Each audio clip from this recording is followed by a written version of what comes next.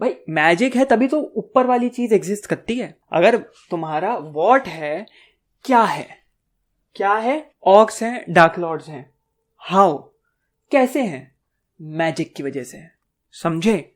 बहुत सिंपल और सरल भाषा में मैंने तुमको यहां डिफरेंस बता दिया ऑन्टोलॉजी और मेटाफिजिक्स में। बहुत ही सरल भाषा है ये, इससे सिंपल तुमको कोई नहीं समझा सकता। तो तुम्हारा वॉट हो गया, ऑक्स, डार्क लॉर्ड्स, क्योंकि चीजें हैं, एग्जिस्ट करती हैं। तो ये कैसे एग्जिस्ट करती हैं? ये एग्जिस्ट करती हैं, हाउ डू दे एग्जिस्ट, क्या उनके नेचर है, क्या उनके लॉज है, क्या उनके रूल्स है? भैया मैजिक अपने में रूल है, लॉ है, नेचर ऑफ रियलिटी, तो उसकी वजह से ये सब एग्जिस्ट करते हैं। तो भैया welcome back to the channel. और हमने दिन में भी वीडियो बनाने की कोशिश करी थी, लेकिन वो जोश नहीं आ रहा था, अंदर से उत्साह नहीं आ रहा था, जो पता नहीं रात में कुछ होता है, रात में आता है जोश। तो मैंने कहा था कि जैसा रिस्पॉन्स होगा उस हिसाब से हम अपना सेटअप अपग्रेड करेंगे। तो सेटअप अपग्रेड हुआ है। इंक ली हमने, देखिए इंक ली हमने, जो कि हम अपने रिफिल में डालेंगे। तो पेन अब अच्छे से और काला चलेगा पेन, ठीक है। और एक नए रंग का रंग बिरंगा हम कुछ ब्लैक बोर्ड पे कोशिश करेंगे, नया पेन आया है। तो आज का हमारा टॉपिक है, टॉपिक ऑफ डिस्कशन, विषय ऑफ डिस्कशन है ऑन्टोलॉजी। जिसने दूसरा लेक्चर नहीं देखा है, पहला लेक्चर नहीं देखा है, जिसमें पहले लेक्चर में हमने डिवाइड किया था फिलॉसफी को, फिलॉसफी क्या होता है, क्या क्या फील्ड्स हैं। फिर दूसरे में हमने लेक्चर में हमने देखा था मेटाफिजिक्स, और मेटाफिजिक्स में जनरल मेटाफिजिक्स जो तुम्हारा है ऑन्टोलॉजी। ऑन्टोलॉजी में क्या क्या आता है, क्या क्या हम पढ़ेंगे। और ऑन्टोलॉजी ना हम लोग इसमें भी ज़्यादा डेप्थ में नहीं घुसेंगे। देखो मैं स्किम थ्रू कर रहा हूँ चैप्टर से, और मैं क्या एक्सपेक्ट करता हूँ कि तुम लोग कमेंट्स में जाओ, सवाल पूछो, ठीक, मेरे लिए भी, क्योंकि ये सब नया है। ठीक है, अगर तुम सवाल पूछोगे तो मैं भी रिसर्च करूंगा, उसी बहाने तुमको जवाब दूंगा उसका। उसके बाद तुम डिबेट्स करो, आपस में डिस्कशन करो, तमीज के दायरे में रहते हुए डिस्कशन करो, डिबेट्स करो। काफी इंटरेस्टिंग होगा वो, अगर तुम ऐसे कोशिश करोगे तो। अब क्या है, आज का हमारा विषय है, और जब दूसरे लेक्चर के नोट्स थे, इन द सेंस जो इमेज है मैं वो यहाँ पे स्क्रीन पे दिखा दूंगा, दूसरे लेक्चर के भी, और नहीं देखा है तो वो देख लो मेटाफिजिक्स के ऊपर, और तीसरे लेक्चर के भी जो नोट्स हैं मैं यहाँ पे एज फोटो दे दूंगा। स्टार्ट करते हैं हम लोग।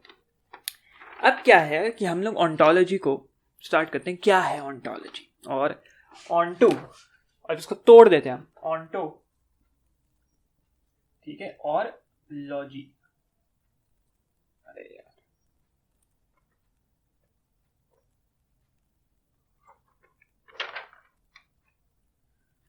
लॉजिया, लॉजी नहीं लिखेंगे, लॉजिया लिखते हैं, ठीक है। तो ऑन्टो मतलब बीइंग रियल या एग्जिस्टेंस, और लॉजिया मतलब स्टडी ऑफ, ठीक है, स्टडी ऑफ या फिर साइंस। तो तुम्हारा जो इससे हमका क्या नहीं, हमका इससे हमारा क्या निकल जाता है,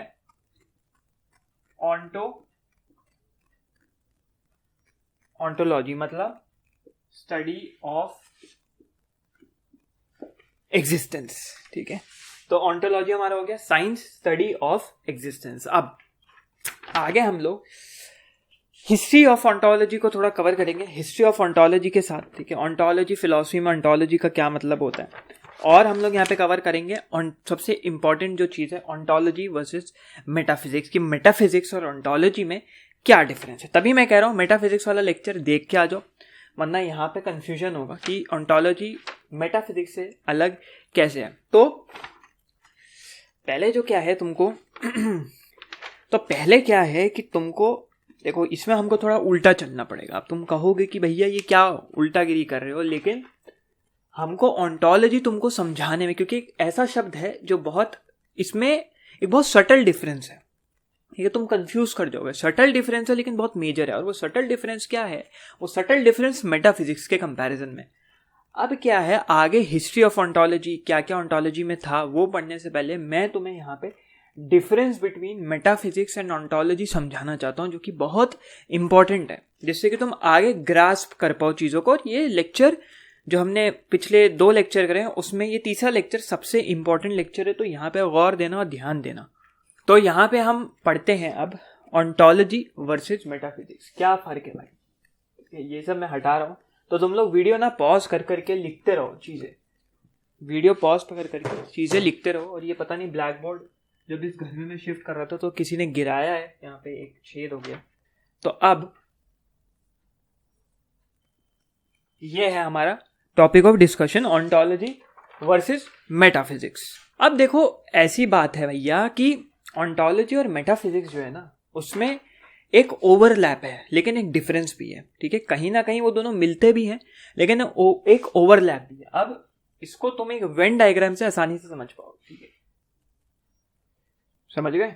ये है अगर तुम्हारा अगर ऑन्टोलॉजी है, ये अगर तुम्हारा गोला मेटाफिजिक्स का गोला है, और ये इनका जो शेडेड रीजन है वो अगर कॉमन रीजन है, ठीक है, तो यहां पे हमको क्या डिफरेंस देखने को मिलता है। ये दोनों ओवरलैप करके सवाल पूछते हैं, कंक्लूजन्स देते हैं, स्टेटमेंट्स देते हैं। तो इन दोनों का जो ओवरलैप हो रहा है यहाँ पे वो ये देने की कोशिश करते हैं, जैसे कि what is existence, how do things exist, किसी चीज की एग्जिस्टेंस है तो क्यों है, किस लिए। तो ये यहाँ पे सवाल देते हैं, ठीक है, क्वेश्चन देते हैं तुम्हारा क्यों है।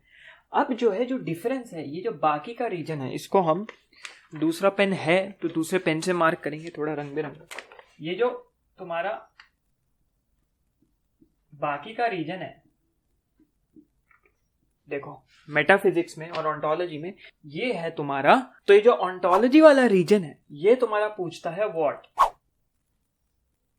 ये पूछता है व्हाट, और ये जो मेटाफिजिक्स वाला रीजन है ये पूछता है हाउ। अब इसको ऐसे ले लो कि ये एक क्वांटिटेटिव फॉर्म में ऑन्टोलॉजी बात करती है, और जो तुम्हारा मेटाफिजिक्स है उस क्वांटिटी के पीछे की रीजन को समझाने की कोशिश करती है। ये अब मैं तुमको समझाता हूं कैसे। जो तुम्हारी ऑन्टोलॉजी है वो एंटिटी पे बात करती है, ठीक है, थिंग्स पे बात करती है, मे बी समथिंग मटीरियल, ये हो गई तुम्हारी ऑन्टोलॉजी। ये एंटिटी, थिंग और समथिंग मटीरियल पे बात करती है, एग्जाम्पल्स हम समझाएंगे। और तुम्हारा जो हाउ है, मेटाफिजिक्स है, वो मेटाफिजिक्स जो है तुम्हारा नेचर, लॉज और रूल्स,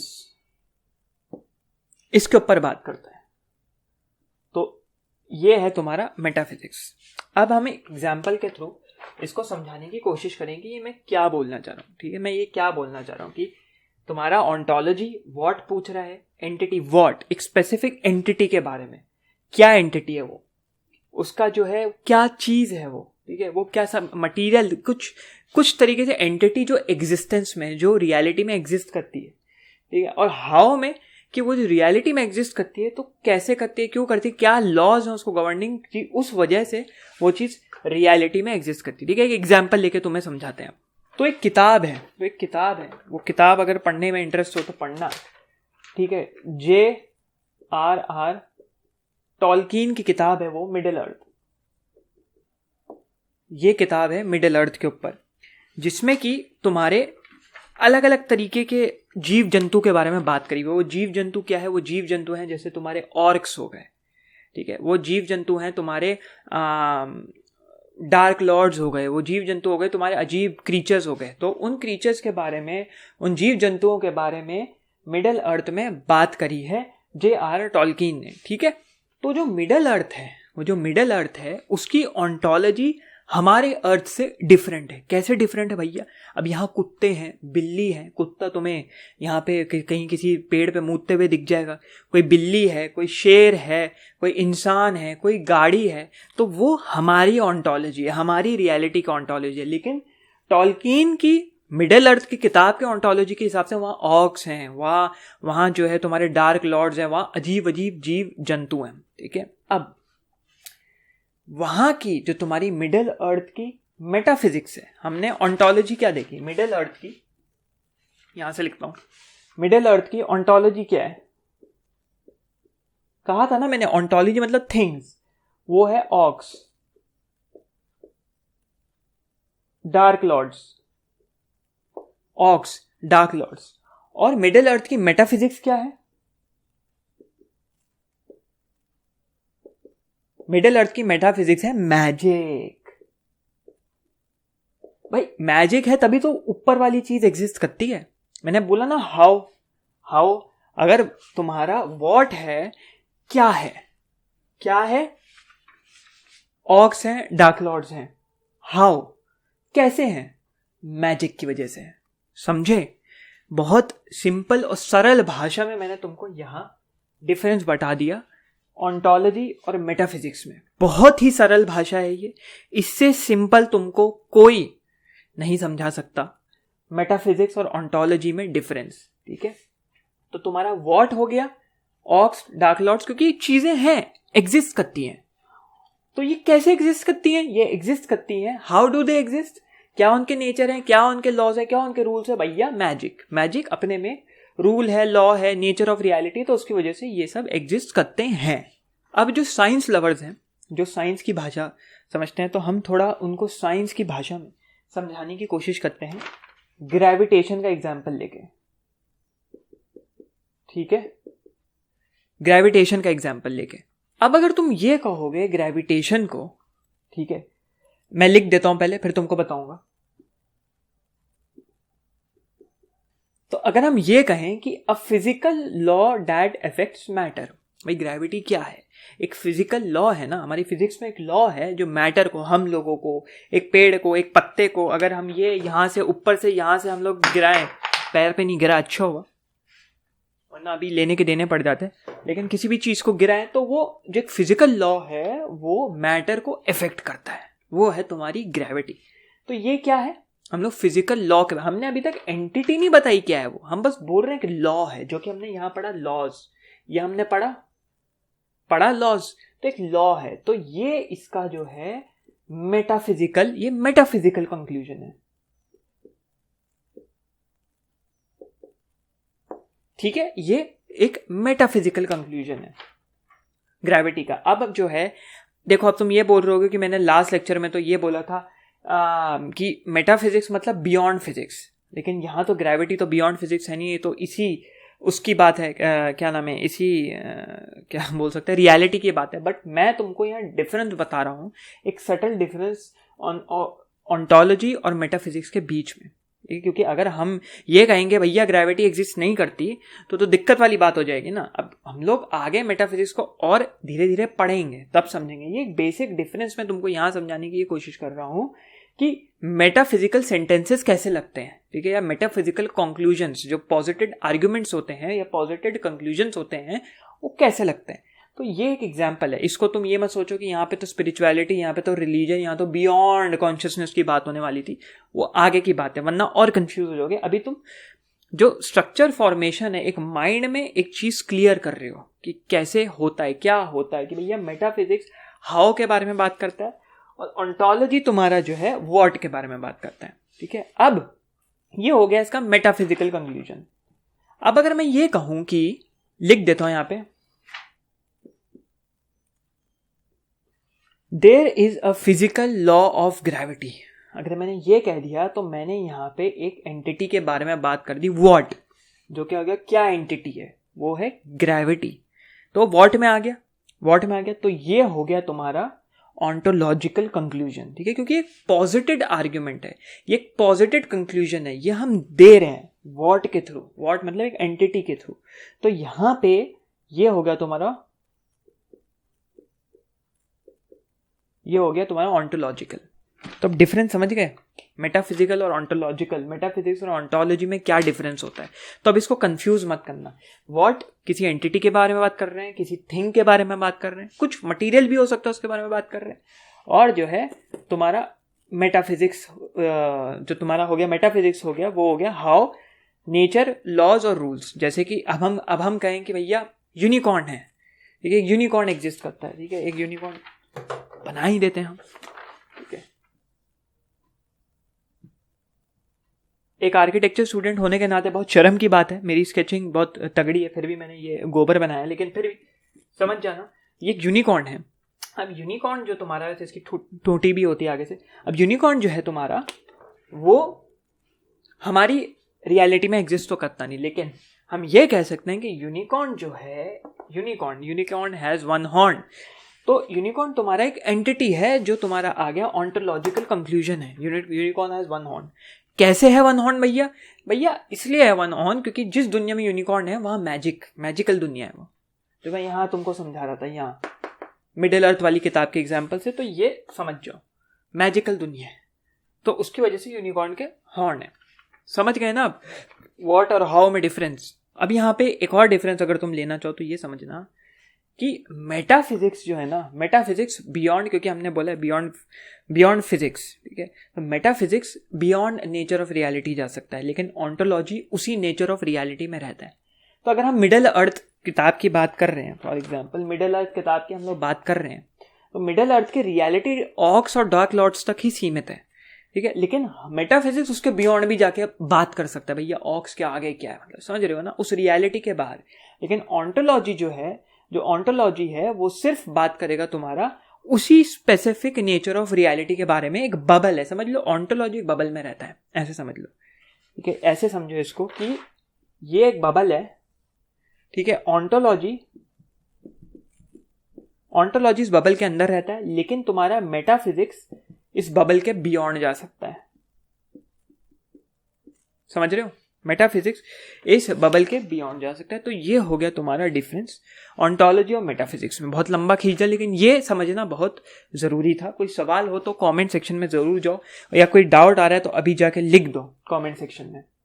अब हम लोग आगे बढ़ते हैं, ठीक है, अब हम लोग बढ़ते हैं हिस्ट्री ऑफ ऑन्टोलॉजी, क्योंकि ये समझना बहुत ज़रूरी था। अब तुमको समझ में आ गया ऑन्टोलॉजी क्या है और मेटाफिजिक्स क्या है, ठीक है।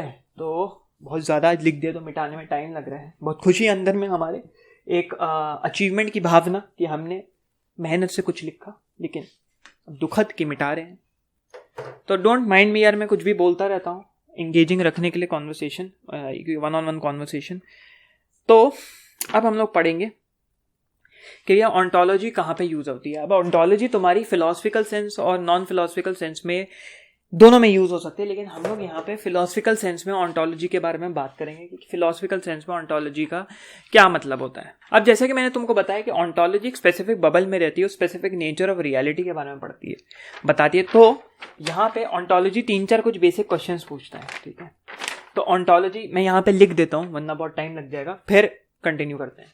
ऑन्टोलॉजी जो है फिलॉसफी में study of what exist in general, इसके बारे में पढ़ते हैं, जिसके नीचे भी 2-3 और सवाल है। पहला सवाल है व्हाट थिंग्स एग्जिस्ट, दूसरा सवाल है what category does it belong to,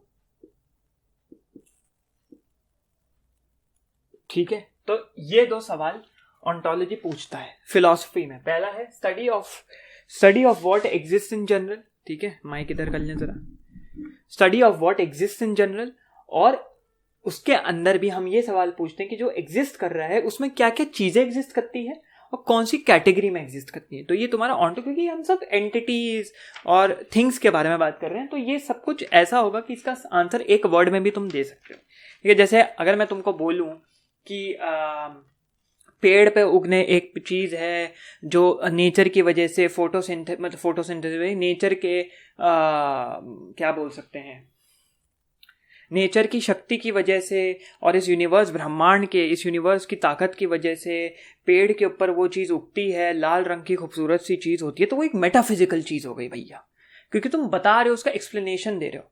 अब अगर मैं उसको बोलूँ ऑन्टोलॉजिकल एक्सप्लेनेशन में समझाओ तो बोलोगे सेब से तुम खुद समझ जाओगे। तो मतलब सेब तुम एक ऑन्टोलॉजिकल एक्सप्रेशन को मेटाफिजिकल एक्सप्रेशन में बहुत आराम से चेंज कर सकते हो। अगर मैं बोलूँ सेब, अगर मैं तुमको ये बोल दूं कि भैया कुत्ता, ठीक है, तो तुम कह दो कि भैया एक ऐसा जीव जो जब हम इंपॉर्टेंट काम कर रहे होते हैं तो तभी भौंकना शुरू करता है, जब हम फोकस से पढ़ाई कर रहे होते हैं तभी रोना शुरू करता है। तो वो तुमने कुत्ते से समझा दिया कि ये है भैया कुत्ता, ये है उसकी नेचर ऑफ रियलिटी, ये है उसके लॉज जो एक कुत्ते को गवर्न करते हैं कि कुत्ता क्यों है।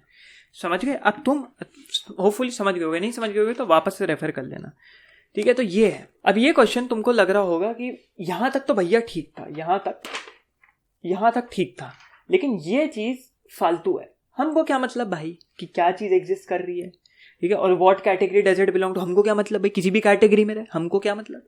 अब जो है हम लेकिन यहाँ पे कुछ लोगों के बारे में बात करेंगे जिनको इससे बहुत ही ज्यादा मतलब था। उनका नाम था फाउंडेशनलिस्ट फिलोसफर्स, जो पढ़ते थे फाउंडेशनलिज्म। ठीक है, तो ये चीज एक एक्स्ट्रा है जो मैं बताने की कोशिश कर रहा हूं। अच्छा, एक्स्ट्रा चीजें तो अलग पेन से लिखेंगे ना यार, क्या हम भी। ठीक है, एक्स्ट्रा चीज है, जो एक्स्ट्रा चीज है मैं अलग रंग से साइड में लिख दूंगा। फाउंडेशनलिज्म, ये जो थे लोग, ये लोग क्या कह रहे थे, तो फाउंडेशनलिस्ट क्या कह रहे थे भैया। और फाउंडेशनलिस्ट फिलोसफर मैं तुमको बता दूं तो जॉन लॉक, ठीक है, डेविड ह्यूम और तुम्हारा लेibniz। तो ये लोग जो है, लेibniz की मैंने प्रोनाउंसिएशन कल के लेक्चर में आज में सीखी। ठीक है, तो ये जो 2-3 फिलोसफर्स थे, ये फाउंडेशनलिस्ट फिलोसफर थे। अब ये क्या कहते थे भैया, इनका क्या कहना था कि एक ट्रुथ है, ये एक ट्रुथ है। ठीक है, अब इस ट्रुथ तक पहुंचने के लिए तुमको 2-3 सवाल या 2-3 अलग अलग चीजों से गुजरना पड़ेगा। एक क्वेश्चन दोगे, ठीक है, क्वेश्चन 1, फिर एक कंक्लूजन दोगे, उसका कंक्लूजन 1, ठीक है, एक क्वेश्चन 2 दोगे, ठीक है, फिर एक कंक्लूजन 2 दोगे, ठीक है, फिर एक क्वेश्चन 3 दोगे, फिर एक कंक्लूजन 3 दोगे, और इन सब कंक्लूजन्स को मिला के इसका एक बाप कंक्लूजन दोगे। बाप, ये बाप समझ लो, बाप कंक्लूजन। तो कुछ फंडामेंटल इश्यूज को तुमको पार करना होगा जब, जिससे तुम ट्रुथ के ऊपर पहुंचो। भाई इश्यूज आएंगे तभी, इश्यूज होंगे तभी तो सवाल पूछोगे। अगर इश्यूज नहीं होंगे तो सवाल क्यों पूछोगे? इशू है तभी तो सवाल है ना। जिंदगी है ही, सफरिंग हर तरफ है, सफरिंग है पूरी जिंदगी, तभी तो सवाल है इतने। ठीक है, इतनी जो सफरिंग है, इतने इश्यूज, पूरी दुनिया एक इशू है, तभी इतने सवाल हैं, चाहे वो साइंस हो, चाहे फिलॉसफी हो, चाहे वो साइकोलॉजी हो, चाहे कुछ हो। बहरहाल आगे बढ़ते हैं, भावनाओं में बह जाते हैं भैया। तो आगे बढ़ते हैं। अब ये जो भैया फाउंडेशनलिस्ट थे, ये क्या कह रहे थे कि इन्फरेंशियल नॉलेज, ठीक है, मतलब जस्टिफाइड बिलीव्स। इन्फरेंशियल मतलब जिस नॉलेज के तुम इन्फरेंसेस निकाल सकते हो जो डायरेक्टली कोरिलेटेड है तुम्हारी ट्रुथ से, ठीक है, जिसको हम कह सकते हैं जस्टिफाइड बिलीफ। ठीक है, inferential knowledge is based on non inferential knowledge. समझ रहे हो भैया? अब क्या है, एक इशू है, अब एक इशू है, जरूरी तो नहीं है कि भाई इन्फरेंशियल है, ठीक है, उसके इन्फरेंसेस तुम निकाल नहीं सकते भैया। इशू अभी नया, कोई चीज नहीं। अब कोई बंदा है तुम्हारे सामने, नया बंदा है, आके खड़ा हो गया भैया, ऐसे हाथ पीछे करके या मुंह पे ऐसे हाथ रख के खड़ा हो गया, तुम बता सकते हो कहाँ से आया है, कौन है, उसका एड्रेस क्या है, उसके बाप का नाम क्या है, उसकी माँ का नाम क्या है, उसकी एजुकेशनल क्वालिफिकेशंस क्या है। जब तक तुम भैया कोई बहुत बड़े संत ना हो तब तक तुम नहीं बता नहीं, संत भी, मैं भी कैसी बात कर रहा हूँ, मेटाफिजिक्स से कुछ भी बता सकते। तो जब तक तुम, उसकी एक इशू है कि वो, और अब तुम्हारे पास एक इशू है कि तुम्हारे सामने एक बंदा स्वयं प्रकट हो गया और तुम उसके बारे में कुछ नहीं जानते हो, कुछ बोल नहीं रहा, वो इशू है, वो एक नॉन इन्फेरेंशियल इशू है, क्योंकि उस इशू से तो अभी तुम इन्फेरेंसेस निकाल नहीं सकते। इन्फेरेंसेस तब निकालोगे, इन्फेरेंसेस मतलब ये बंदा अच्छा है, ये बंदा बुरा है, ये बंदा ऐसा है, ये बंदा वैसा है, वो कैसे निकालोगे? तब निकालोगे ना जब तुम उसकी हिस्ट्री जानोगे, उसका बैकग्राउंड जानोगे कि हाँ भैया इसने 4 मर्डर करे हैं, ठीक है, इसने 2 बच्चे खाए हैं, इसने ये किया वो किया है, तो ये गंदा इंसान है, ये बदमाश इंसान है। ठीक है, तो तुमने क्या किया, कुछ सवाल पूछे, कंक्लूजन निकाला, सवाल पूछे, कंक्लूजन निकाला। मतलब इस बंदे ने बच्चे को मारा है, ये मर्डरर है, अच्छा। इस बंदे ने चोरी करी है, चोर है, अच्छा। इस बंदे ने कोई क्वालिफिकेशन, इसके पास एजुकेशन नहीं है, मतलब ये पढ़ा लिखा नहीं है, अनपढ़ है, अच्छा। अब तुमने कंक्लूजन निकाल लिया कि भैया ये आवारा आदमी है, ये आवारा आदमी है, तभी जो है ये ऐसे घूम रहा है, इधर उधर भटक रहा है। ठीक है, तो ये कंक्लूजन निकाल के तुम पहुंच गए ट्रुथ पे। समझ रहे हो अब बात? ये कंक्लूजन निकाल के कि वो आवारा आदमी है, तुम पहुंच गए ट्रुथ पे।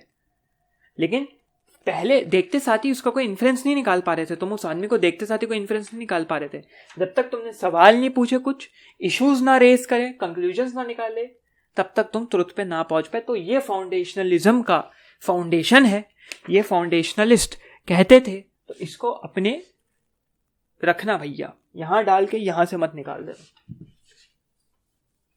तो ये हो गया तुम्हारा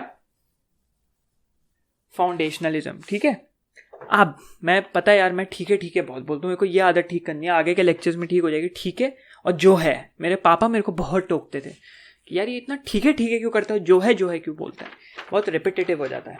चलो अब ठीक है बोलने वाला था, उसको रिप्लेस किया चलो से।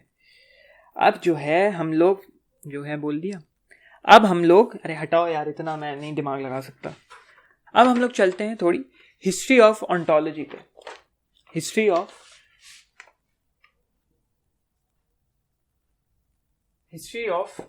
ऑन्टोलॉजी। तो हिस्ट्री ऑफ ऑन्टोलॉजी में ज्यादा कुछ नहीं है, थोड़ा सा मैं बता दूं, और हो सकती है हिस्ट्री मैं इतना से कवर करना चाहता हूं क्योंकि मुझे यही इंपॉर्टेंट लगा। तो जो हमारे एरिस्टोटल बाबा हैं, उन्होंने एक चीज दी जिसको बोलते थे लैडर ऑफ नेचर। ठीक है, लैडर ऑफ नेचर। और ये लैडर ऑफ नेचर क्या थी? ये लैडर ऑफ नेचर ये थी कि उन्होंने सारी नॉन लिविंग थिंग को नीचे रख दिया था। ठीक है, पत्थर, तुम समझ लो पत्थर, stone, trees, non living thing को, पानी, कुछ भी नॉन लिविंग थिंग, उसके ऊपर उन्होंने छोटे मोटे जीव जंतु रखे। छोटे मोटे जीव जंतु जैसे फ्रॉग, मेंढक, इंसेक्ट, फिश, ये रखे। और टॉप पे रखे बड़े जानवर जैसे कि लायन, डियर, वेल, और सबसे ऊपर था तुम्हारा ह्यूमंस। तो ये थी उनकी लैडर ऑफ नेचर। ये था एरिस्टोटल का लैडर ऑफ नेचर, जिसने मिडीवियल फिलॉसफी को बहुत ज्यादा इन्फ्लुएंस किया था भाई, बहुत ज्यादा इन्फ्लुएंस था। क्योंकि ये एक बहुत कंट्रोवर्शियल वर्क भी था कि भैया ह्यूमंस ही क्यों ऊपर रहेंगे। भैया उस वक्त भी वीगन लोग तो क्या पता होते होंगे, बोलेंगे नहीं जी पेड़ों को ऊपर रखो, पेड़ों की वजह से हम खाते हैं पीते हैं, पेड़ों की वजह से हमको खाना मिलता है, तो तुम ह्यूमंस के ऊपर रख रहे हो। जो भी है, मिडीवियल फिलॉसफी को बहुत ज्यादा इन्फ्लुएंस किया एरिस्टोटल के लैडर ऑफ नेचर ने, और उनके खुद के काम को भी बहुत ज्यादा इन्फ्लुएंस किया, जो कि था एरिस्टोटल्स मॉरल थ्योरी। उनकी जो मॉरल थ्योरीज थी उसको भी बहुत ज्यादा इन्फ्लुएंस किया था। अब क्या है कि देखो, ऐसा नहीं है कि फिलॉसफी किसी, एक सवाल था पिछले उसमें वीडियो में कि कमेंट सेक्शन में सवाल था कि भैया ग्रीस से ही क्यों फिलॉसफी स्टार्ट हुई, या ग्रीस में इतना क्यों बोलबाला था फिलॉसफी का हर जगह बोलबाला था फिलॉसफी का। तुम्हारा वैदिक फिलॉसफीज थी, मतलब तुम्हारे इंडिया में, और तुम्हारे रोमन फिलॉसफीज थी, रोमन लोग दे रहे थे, अरब लोग दे रहे थे, लेकिन क्या था, सब में एक दूसरे में ऑन्टोलॉजिकल डिस्प्यूट था, या कह लो और ऑन्टोलॉजिकल डिबेट था, एक दूसरे से लड़ते थे वो लोग, मतलब मार काट नहीं, लड़ते थे, डिबेट था। तो उसमें भैया ग्रीस की जीत हुई, तो ग्रीक फिलॉसफी तुम्हारी हर जगह एक्सेप्टेड है। अब वो रीजन हम कभी पढ़ेंगे ढंग से तो बताएंगे। तो जो भी है, बहरहाल तो फिलॉसफी हर जगह थी, हर जगह डेवलप हो रही थी। ऑन्टोलॉजी भी ऐसा नहीं है कि सिर्फ यहाँ डेवलप हो रही, मतलब यहाँ ग्रीस में डेवलप हो रही थी, ऑन्टोलॉजी हर जगह डेवलप हो रही थी। तुम्हारे एशियन सब कॉन्टिनेंट में हो रही थी, मिडिल ईस्ट में हो रही थी, यूरोप के और जगहों पे डेवलप हो रही थी। लेकिन फिर आया तुम्हारा साइंटिफिक रेवोल्यूशन, और साइंटिफिक रेवोल्यूशन ने क्या कहा कि भैया हटाओ ये सब सोल, आफ्टर लाइफ, और ऐसा होता है वैसा होता है, ये बियॉन्ड रियलिटी वाली चीज़ें हटाओ, सब ये सब हटाओ, कॉन्शियसनेस वगैरह वगैरह, हमको मतलब है सिर्फ एनर्जी और मैटर से। अब भाई सब आ जाओ ज़मीन पे, ऐसी चीज़ लाओ जिसको प्रूव कर सकें, एनर्जी, मैटर, फिजिकल लॉज। उन्होंने बोला ये सब हटाओ। तो साइंटिफिक रेवोल्यूशन क्योंकि तुमको सामने तुम्हारी चीज़ प्रूव करके दे रहा था, क्योंकि मेटाफिजिक्स और तुम्हारा ऑन्टोलॉजी और ये सब मेटाफिजिक्स, एपिस्टेमोलॉजी, ये सब कोई चीज़ें प्रूफ नहीं कर रहा, कोई भारी भरकम फायदा नहीं हो रहा। अगर हम आज भी फिलॉसफी पढ़ते रहते, फिजिक्स, केमिस्ट्री और जो भी तुम्हारी साइंस है, जो साइंटिफिक रेवोल्यूशन है वो ना लाते, तो हम अभी भी पत्ते लगा के घूम रहे होते और यही सब सवाल पूछ रहे होते एक दूसरे से, हाँ हु करके।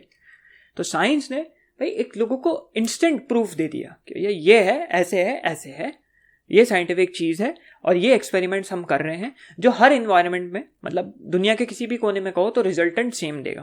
भाई मेटाफिजिक्स ऐसी चीज़ है, कोई कुछ बोल रहा है भाई, कोई कुछ बोल रहा है। अब इसी से हम आ जाते हैं रिलीजन, स्पिरिचुअलिटी पे। ठीक है, रिलीजन, ठीक है, स्पिरिचुअलिटी। तो ये लोग क्या कह रहे थे, ये लोग कह रहे हैं कि भाई ये सब चीज़ की कॉन्शियसनेस है, सोल है।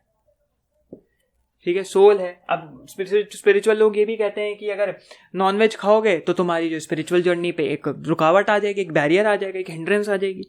तो ये सब चीज़ें साइंटिस्ट लोगों ने कहा भैया निकालो इसको, फेंको, हम जो है साइंस लाएंगे, फिजिकल लॉज, मैटर और एनर्जी के उसमें शब्दों में और उसकी भाषा में बात करेंगे। समझ रहे हो? तो ये थी तुम्हारी ऑन्टोलॉजी। तो ठीक है भाई, यहाँ हम लोग इस लेक्चर को एंड करते हैं ऑन्टोलॉजी का, और नोट्स तुमको मिल जाएंगे। तो हमने क्या क्या आज कवर किया? हमने कवर किया, सबसे पहले हमने कवर किया कि भैया ऑन्टोलॉजी क्या है, कहाँ से आई। Onto means being real, existence, logia means science और स्टडी। उसके बाद हम लोग गए सीधा, हम हिस्ट्री पे चाहने को आ सकते थे लेकिन तुम्हारे ऊपर से सब जाता, तो हमने ऑन्टोलॉजी और मेटाफिजिक्स में डिफरेंस जाना कि ऑन्टोलॉजी है क्या, वेन डायग्राम वगैरह बनाए, उससे समझा। उसके बाद हमने एग्जाम्पल्स दिए ऑन्टोलॉजी के, जिससे कि वो मेटाफिजिक्स से कैसे अलग है वो समझने के लिए। उसके बाद हम आए यहाँ पे ऑन्टोलॉजी इन फिलॉसफी। नॉन फिलोसफिकल फील्ड्स में भी ऑन्टोलॉजी हो सकती है, लेकिन हम फिलॉसफी के बारे में बात करेंगे। उसमें बात करी क्या होता है ऑन्टोलॉजी। हिस्ट्री ऑफ ऑन्टोलॉजी के बारे में जाना। हिस्ट्री ऑफ ऑन्टोलॉजी में थोड़ा सा हमने जो है फाउंडेशनलिज्म को टच किया, क्या क्या थे, कौन से तुम्हारे फाउंडेशनलिस्ट थे। जॉन लॉक था, डेविड ह्यूम, लाइबनीज था। तो ये लोग थे फिलोसफर्स जिन्होंने फाउंडेशनलिज्म पे काम किया। तो होपफुली ये लेक्चर तुम्हारे थोड़े से मत्थे घुसा होगा, तुम्हारे समझ में आया होगा। अच्छा लगा हो तो लाइक ज़रूर करना, सब्सक्राइब नहीं किया है तो कर देना। ये फिलॉसफी के लेक्चर्स करने के बाद, इसके बाद हम लोग ऑन्टोलॉजी के बाद एपिस्टोमोलॉजी को कवर करेंगे। देखते हैं उसमें हमको क्या क्या मिलेगा, क्योंकि जैसा मैंने कहा मैं भी ये सब पढ़ रहा हूँ, तो मेरे लिए भी ये सब नया है। मैं पढ़ रहा हूँ, अपनी बेस्ट कर रहा हूँ समझाने की। अगर कुछ मैं गलती कर देता हूँ तो ज़रूर कमेंट सेक्शन में मेरे को करेक्ट कर देना, ठीक है? तमीज़ से, बदतमीजी करोगे, बदतमीजी मत करना भैया, अपनी उतरवाओगे। उसके बाद हम लोग एपिस्टोमोलॉजी देखेंगे, वैल्यू थ्योरी में आएंगे, एथिक्स देखेंगे, और थोड़ा सा जो है एस्थेटिक्स को टच करेंगे, एस्थेटिसिज्म को टच करेंगे, देखते हैं। फिर हम लोग इंट्रोडक्शन टू फिलॉसफी ख़त्म करेंगे। कोशिश करेंगे, मैं अभी इंट्रोड्यूस नहीं करना चाह रहा, एग्जिस्टेंशलिज्म नहीं इंट्रोड्यूस करना चाह रहा, नाहिलिज्म, एब्सर्डिज्म, इन सब के बारे में। और मेरी खुद की भी बहुत फिलॉसफीज़ है, मतलब ये तो देखो ऐसा, ये बहुत एकेडमिक है, ये फिलॉसफी बहुत एकेडमिक है। मैं बहुत ज़्यादा एग्जिस्टेंशियल फ़िलासफ़ी की तरफ से लिखता हूँ। मेरे को खुद नहीं पता, जब मैं फ़िलासफ़ी में घुसा तब पता चला कि मैं एक एग्जिस्टेंशियल फ़िलासफ़ी के माइंडसेट से लिखता हूँ चीज़ें। तो बुक लिख रहा हूँ तो मेरी फ़िलासफ़ी का लेवल थोड़ा ऊपर है। ऊपर इन द सेंस, अगर तुम ऐसी इंटेलेक्चुअल किताबों वाली चीज़ें पूछोगे तो मैं नहीं बता पाऊँगा, ऑब्वियस ही बात है, क्योंकि मैं किताबें नहीं पढ़ता। बट चीज़ों को समझना और डेवलप करना उस हिसाब से, तो मेरी जो बुक्स हैं वो बहुत हाई लेवल की किताब है जो मैं लिख रहा हूँ। तो हर किसी को समझ में ना आए तो मैं अपनी जब बुक लिख लूँगा, अगर देखते हैं कब लॉन्च होगी कब नहीं होगी, वक्त लग रहा है, तो उसको मैं एक्सप्लेन भी करूँगा, क्योंकि मुझे पता है बहुत लोगों के नहीं समझ में आने वाली, क्योंकि बहुत हैवी फिलोसफिकल उसके अंदर क्या बोल सकते हो तुम, बहुत हैवी फिलॉसफी है उसके अंदर, ये कह सकते हो तुम। समझना पड़ेगा, दिमाग चलाना पड़ेगा। तो बहरहाल जो भी है देखते हैं कैसा रहेगा कैसा नहीं रहेगा, कोशिश करेंगे वो भी लाएंगे। और ये चैनल शेयर करो भाई, और लोगों तक शेयर करो। तुम्हारे दोस्त हैं जो फिलॉसफी में इंटरेस्ट रखते हैं, पढ़ना चाहते हैं, जानना चाहते हैं, उनको बुलाओ। और हम लोग एक नया कॉन्सेप्ट भी निकालेंगे जिसमें हम लोग एक एक फिलोसफर के बारे में पढ़ेंगे, ठीक है? जैसे डेविड ह्यूम के बारे में पढ़ लिया, फ्रेडरिक नीचा के बारे में पढ़ लिया, तुम्हारा जॉन पॉल सार्त्र के बारे में पढ़ लिया, ठीक है? अल्बर्ट कामू के बारे में पढ़ लिया, एरिस्टोटल, प्लेटो, पाइथागोरस, इन सब के बारे में पढ़ लिया, तो वो भी काफ़ी इंटरेस्टिंग होगा। तो इस वीडियो को यहीं एंड करते हैं। जैसे जैसे तुम सपोर्ट दिखाओगे, सब्सक्राइब करोगे, चैनल को आगे बढ़ाओगे, वैसे वैसे हम अपना अपग्रेड करेंगे। जैसे आज भैया एक एक्स्ट्रा पेन लाए और एक इंक लाए, देख लो भैया, इंक है, आई ड्रॉप्स नहीं है, कहीं समझो आई ड्रॉप है, इंक है भैया, असली वाली इंक है, इंक लाए हैं। तो बने रहे हमारे चैनल से, मिलते हैं किसी अगले वीडियो में, and thank you so much for watching.